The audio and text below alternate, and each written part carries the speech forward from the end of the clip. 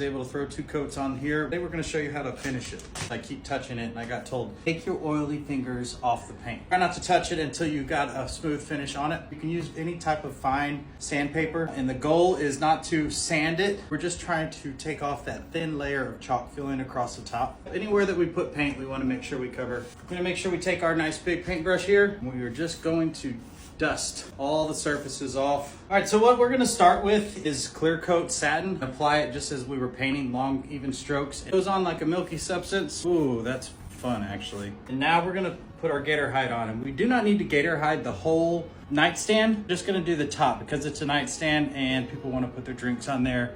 When you open, this was a brand new one, you need to stir this. I think I'm gonna go with the sponge. What I'm gonna do is just pour it onto a flat surface. That allows me to dip the sponge in it completely and get it evenly on there. I'm gonna just pour, we'll give it a little bit more. Just gonna put straight onto the sponge. And this stuff wants to set up, so you don't want to play around with this. That is satisfying. I found myself not starting on the edge because I don't want it to run over the edge. So I am starting in the middle. And then you'll go back and you're gonna add probably another coat and or 2, a total of 3 coats to give it that real sturdy top coat.